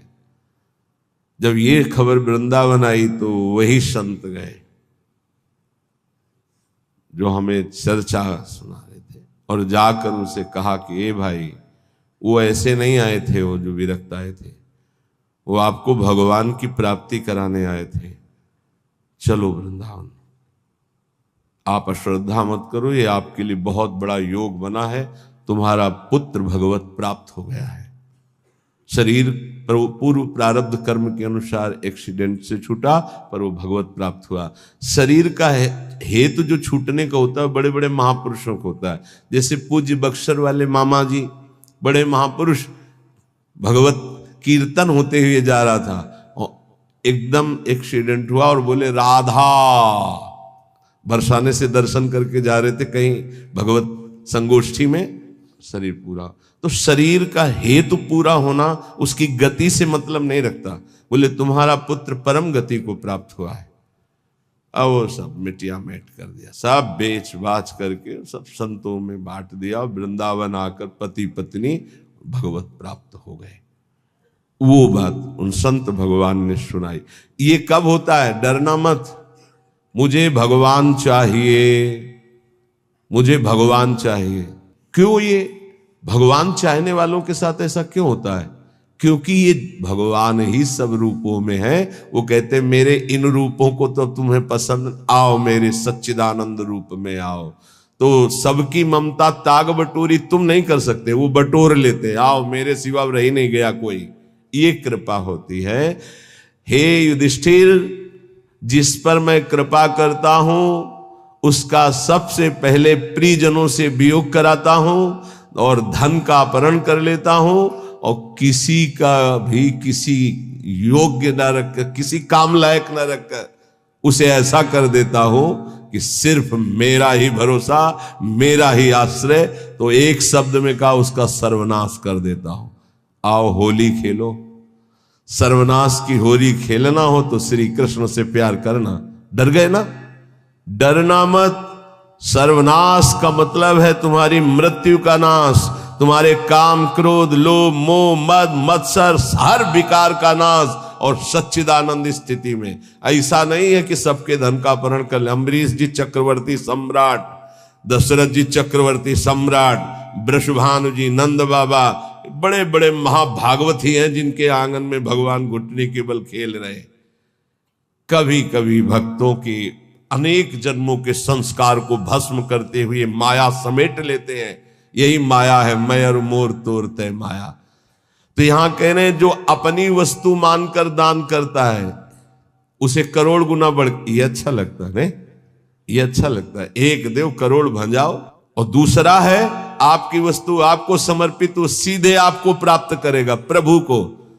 अनंत काल तक के लिए महान वैभव संपन्न, सुख संपन्न प्रभु के समीप, जो हमारे प्रीतम है, जिनके हम अंश है, वास्तविक जो हमारे संबंधी है। ये तो सब संबंध का नाटक है, वास्तविक सत्य संबंध हमारा प्रभु से है। तो श्रीपाद कह बहुत सुंदर उपाय बता रहे। साधु सकनों से, यदि तुम ऐसा कर सको, संपूर्ण संसार स्वाप्निक है, इसका त्याग कर प्रिया प्रीतम का ध्यान करो। बोले बड़ा कठिन, कैसे करूं? बोले आओ वृंदावन रसिकों का संग करो, तन नाम जप, उनका नाम जप करो, नाम कीर्तन करो, लीला कथा सुनो, तुम्हारी प्रीति हो जाएगी प्रिया प्रीतम में। बोले बहुत कठिन है, इसमें भी मन नहीं लगता। तो फिर ऐसा करो, जो वृंदावन वासी विरक्त जन, उनको भोजन कराओ, उनके वस्त्र की व्यवस्था करो, उनके वास की व्यवस्था करो, उनके वास की सुविधा दो। वस्तु कोटि गुणम श्रुतम सुकृतम वासोन्न वासादि भी, वस्त्र और वास आदि की व्यवस्था, भोजनाच्छादन की व्यवस्था। तो बोले वास ही तू स्वयं ही तरते, वो स्वयं तर जाएगा। और दो तवस यत तारेत, और दो को तार देगा, आगे की पीढ़ी और पीछे की पीढ़ी, उनको भी तार देगा। प्रेमानंद रसात्म धामनि परे वृंदावने वासको, त्वाश्चर्याम वृषभानुजा प्रियरतिम प्राप्नोत्यनायासतः। अनायास उसे प्रिया प्रीतम के चरणों में प्रीति प्राप्त हो जाएगी, जो वृंदावन वासियों से प्रीति करते हैं। पूज्य श्री मथुरा दास जी के वचन, बहुत बड़े महापुरुष थे। वो कहते थे कि ए जी, हम तुमको एक गुप्त बात बताएं, तुम किसी वृंदावन वासी से ऐसा प्रेम कर लो कि वो तुम्हारी याद करे। वो भगत नहीं आया, बस जान लो कि प्रिया प्रीतम जरूर तुम पर रीझ जाएंगे, कोई यहां का वासी तुम्हारी याद कर ले। अब ऐसे नहीं कि हमारी याद कर लेना, ऐसे आचरण करो कि वो तुम्हारी याद करे, ऐसी प्रियता बढ़ाओ कि वो तुम्हें अपना कहे। अच्छा, बहुत दिनों बाद आप दर्शन दिए, कई बार याद आया, आपकी स्मृति आई। अहो भाग्य, धाम में बैठकर भजन करने वाले आपकी याद करें। ये पूज्य मथुरा दास जी कहते थे, तुम ऐसा अपनापन करो किसी वृंदावन वासी रसिक से कि वो तुम्हारी एकांत में सेवा का स्मरण करके याद करे, तुम्हारे आचरण, तुम्हारा स्वभाव, तुम्हारी भजन पद्धति, तुम्हारा अपनापन, वो एकांत में तुम्हें याद करे। तो कह रहे, प्रेमानंद रसात्म धामन परे वृंदावने वासकस्त्वाश्चर्याम वृषभानुजा प्रिय रतिम। आश्चर्य की बात, प्रियाजू के चरणों में प्रेम प्राप्त हो जाएगा इन वृंदावन वासियों की सेवा से। और कहते प्राप्नोत्य अनायासता, इसके लिए तुम्हें कोई साधना नहीं करनी पड़ेगी, अनायास प्रेम की प्राप्ति हो जाएगी। निष्किंचनान कृष्ण रसे निमग्नान महानिरीहान जनसंग भीतान। पर सेवा जो निष्किंचन है, अकिंचन महापुरुष, जो प्रियालाल के अनुराग में रंगे हुए हैं, उन्हीं को निष्किंचन कहा गया है। प्रियालाल के सिवा जिनका कोई नहीं है, ऐसे कृष्ण रसे निमग्नान, जो प्रिया प्रीतम के प्रेम रस में निमग्न है, ऐसे की सेवा से प्रिया प्रीतम का प्रेम रस प्राप्त होता है। ध्यान रखो, छल कपट का भी बहुत राज्य है। यही पास में ही राजा था कंस, कहीं दूर नहीं था। तो अगर कृष्ण की नगरी है तो पास में कंस की भी नगरी है, उसका भी प्रभाव होता। जैसे आपने 100 रुपया दिया और उस 100 रुपये का किसी ने मदिरा पान किया, जिसको दिया, अब वो आपके सुकृत नष्ट हो जाएंगे। बहुत धन देने के लिए पात्रता की अत्यंत आवश्यकता है, बिना पात्र के धन मत दीजिएगा। भोजन के लिए पात्र और वस्त्र के लिए, इसके लिए नहीं सोचना। जैसे कोई ठंडी में कांप रहा है तो पात्रता नहीं देख रही, भोजन भूखा है उस पवा दो, पात्रता नहीं देखनी। हमारे सामने भोजन पाओ बैठ के, हम तुम्हें जितना पाओगे पवा देंगे। सर्दी है, ये लो कपड़े ओढ़ लो, ठीक है। लेकिन जब रुपया देने की बात आवे तो बहुत होश में देना चाहिए कि उस रुपये का क्या करेगा। निष्किंचना नाम कृष्ण रसे निमग्नान, बहुत छल है। कोई बिरला, सैकड़ों में कोई बिरला एक ऐसा जो भगवान के मार्ग में विशुद्ध चलना चाहता, नहीं तो ये माया ऐसी बुद्धि भ्रष्ट कर देती कि वेश का दुरुपयोग और नौटंकी। अगर हम ऐसे को अर्थ देते हैं, ऐसी की व्यवस्था करते हैं, तो हम भी पाप के भागी होते हैं। इसलिए पात्र देख करके, ऐसा नहीं कि मनमानी, पात्र देख करके। भगवान के निज जनों के द्वारा कभी अभद्र व्यवहार नहीं हो सकता, ये बिल्कुल दिमाग में लिख लो। ऊसर बरसई तृण नहीं जामा, संत हृदय जिम उपज न कामा। जैसे ऊसर में तृण नहीं जमता, ऐसे संत के हृदय में अभद्र भाव नहीं आ सकता। भूल न देह कुमारग पाऊं। ये जो जीने के लिए इस वेश को स्वीकार कर लेते हैं, उन बहुत हानि हो जाती है, क्योंकि उनका उद्देश्य केवल रसेंद्री जनेंद्री इंद्रियों का भोग होता है और बहुत बुरी तरह उपहास करते हैं इस वेश का। इसलिए यहां जहां सेवा की बात आई है, वहां एक शब्द और आ गया है, निष्किंचना नाम कृष्ण रसे निमग्नान। जो अकिंचन है, जिनका प्रिया प्रीतम के सिवा और कोई लक्ष्य ही नहीं है, श्री कृष्ण रसे निमग्नान, जो श्रृंगार रस महामाधुर्य रस वृंदावन का उसमें मगन है, ऐसों की सेवा बहुत सोच समझ के। ऐसा कहीं तुम्हारा कदम ना हो कि इस वेश से ही घृणा हो जाए, क्योंकि बहुत विचित्र खेल है। यहां समझ पाना बड़ा मुश्किल, बड़े बड़े धोखे में हो जाते हैं। दर्शन भक्त अनूप और रूप न शोभित प्रीति बिनु, और भरम भटकत भूप श्री हरिवंश कृपा बिना। सेवक जी कह रहे ऐसा स्वरूप है दर्शन का बाहरी, महापुरुषों के वचनों पर स्थित।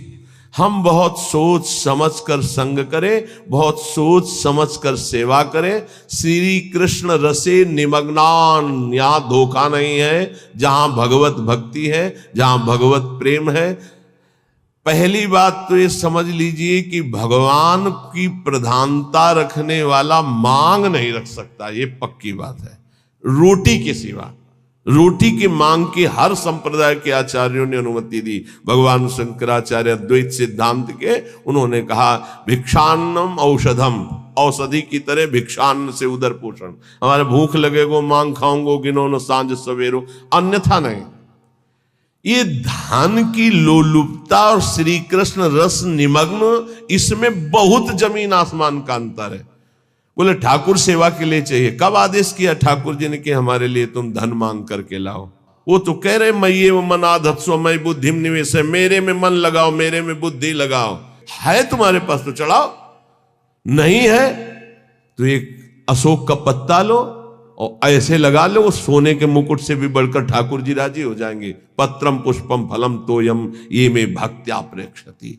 समझने का विषय, कहीं अपने सत्संग में दान पुण्य की वार्ता नहीं होती, इसमें श्लोक आया, इसलिए उसको एकदम प्रकाशित करके कि हमें कहां सेवा करनी है। निष्किंचना नाम कृष्ण रसे निमग्नान वासयितु, जो श्री कृष्ण रस में निमग्न होकर अकिंचन भाव से प्रभु में जैसे प्रभु रखें, जैसे प्रभु चलाएं, जिनका उद्देश्य भगवत प्रेम, उनकी सेवा से वस्तु कोटि गुणम श्रुतम सुकृतम वासोन्नवासादि भोजनाच्छादनई, भोजन वस्त्र वास इनकी व्यवस्था से करोड़ों गुणा बनकर लाभ मिलता है, या भगवत भजन में रुचि होती। दो बातें अलग अलग। महानिरीहान जनसंग भीतान, ऐसे जो जन संसर्ग से डर करके एकांत में भजन में रहते हैं, उनकी सेवा मिल जाए, बड़े अहो भाग्य। वृंदावन स्थान वसनास्नाद्यैर सेवतेशो वसेत तदीशो, सैया वस्त्र भोजन इनकी सेवा यदि हो जाए तो बोले वसेत तद ईशो, यहां के ईश जो श्री प्रिया प्रीतम है उसके वशीभूत हो जाते हैं। ऐसे रसिकों की, ऐसे अकिंचनों की, ऐसे भगवत भक्तों की सेवा का बहुत बड़ा महत्व है। थोड़ी सी भी सेवा प्रभु के जनों की बन जाए तो प्रभु बिक जाते हैं, हरि अधीन हो जाते हैं। पर बस ध्यान रखना, तुम्हारी वस्तु शुद्ध होनी चाहिए, तुम्हारा भाव शुद्ध होना चाहिए, और जहां दान किया है, जहां सेवा की है, जहां वस्तु दे रहे हैं, वो पात्र होना चाहिए उस बात का। दो बातों के लिए कभी पात्र नहीं देखना है, जल भोजन और वस्त्र, इन दो के लिए पात्र हम नहीं देखते हैं। कभी ऐसा कोई तड़प रहा है औषधि, अब पात्र नहीं देखना, उसकी औषधि करा। अर्थ देना है, व्यवस्था करना है तो देखना है ये हमारे अर्थ का सदुपयोग यहां होगा या दुरुपयोग होगा। कानपुर की एक बहुत धरनी माताजी नैमिषारण्य पूज्य स्वामी नारदानंद सरस्वती जी, उनके पास गए। ऐसे महामहिम बहुत ज्ञानी महापुरुष थे, बड़े ही सिद्ध चमत्कारी महापुरुष। एक बार उनको संगोष्ठी में पहुंचना था तो बैठे हुए थे, गाड़ी फेल हो गई। वो जीप जिसे कहते, जीप उस समय चलती थी, पर्दा लगे जो महिंद्रा ऐसे कुछ नाम, ऐसे जीप चलती, वो रास्ते में बंद हो गई। अब वहां कई किलोमीटर तक कहीं कुछ सुधार का नहीं, और स्वामी जी को ठीक समय पे पहुंचने का अभ्यास था। समय बहुत, जो संत जन होते अपने समय का तो दंड लिए हुए थे। उनका स्टार्ट करो, बोले बहुत बार स्टार्ट करने का प्रयास किया, नहीं स्टार्ट हुआ। ऐसे दंड स्पर्श किया मशीन, बोले स्टार्ट करो, साहब ले स्टार्ट हो गई। नारायण नारायण, लक्ष्य में जहां पहुंचे दंड आया, मशीन बंद, उतरे प्रवचन किया। ऐसे सिद्ध महापुरुष जड़ वस्तु में भी संकल्प से, जब चबूतरा चल सकता है तो गाड़ी कैसे नहीं चल सकती। भजन का एक अद्भुत प्रभाव होता है। उनके पास 1 रुपया, और कहा महाराज मैं गरीब हूं, 1 रुपया से चाहते हो आपके नैमिषारण्य में जितने आश्रम में, किलोमीटर में आश्रम है, वो सब संत पाए, ऐसा हो सकता है? उनका हाँ माता जी बिल्कुल हो सकता है। भंडारी को बुलाया, बोले 1 रुपया। उस समय नमक 1 रुपये का 5 किलो मिलता था, वो जो टोरा वाला नमक होता है, 1 रुपये का 5 किलो नमक मिलता था।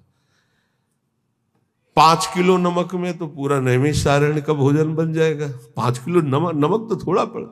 बोले एक नमक लाओ 1 रुपये का, और सब भंडार में सब्जी दाल सब में नमक इन्हीं माता जी का पड़ेगा। माता जी आप भी प्रसाद पाएगा। पाया, प्रसाद पाने के बाद का थोड़ी भेंट देना चाहती है। तो उनका आप तो कहती थी गरीब है, हमारे पास 1 रुपया, भेंट तो दे दिया आप। बोले नहीं, वो तो केवल आपकी महिमा और स्वभाव को देखना चाहती थी कि आप कहीं फटकार कर मुझे भगा देंगे, 1 रुपया कोई भेंट होती है, ऐसा कहेंगे। और दूसरा प्रभाव कि आप 1 रुपये का क्या सदुपयोग करेंगे जिससे सब संतों के मुख में चला जाए। तो दोनों बातों में हमारा हृदय इस बात से कि अब हम जो देना चाहती हैं वो अधिकार है। कई करोड़ रुपए उन्होंने, क्योंकि बहुत धन्यवाद, पात्र देख करके उसका प्रयोग, अर्थ का दुरुपयोग कहीं ना हो जाए, ऐसे पात्र देख करके। अगर हम वृंदावन स्थान वसनासनाद्यैर यह सेवतेशौ वसयेत तदीशौ, यदि ऐसे निष्किंचन श्री कृष्ण रस निमग्न एकांत सेवन करने वाले महात्माओं की सेवा करते हैं, वस्त्र भोजन शय्या वास आदि की, तो कह रहे हैं प्रिया प्रीतम को वो वशीभूत कर लेता है। ये श्लोक के अनुसार है, अन्यथा पूरे जप से हितधाम से यहां तक के प्रवचन, इस विषय की चर्चा भी नहीं होती। ये दान पुण्य का यहां हमारा कोई महत्व नहीं है। हमारा महत्व है मन को प्रिया प्रीतम में लगाओ, राधा राधा जपो, सबसे बड़ी बात यही है।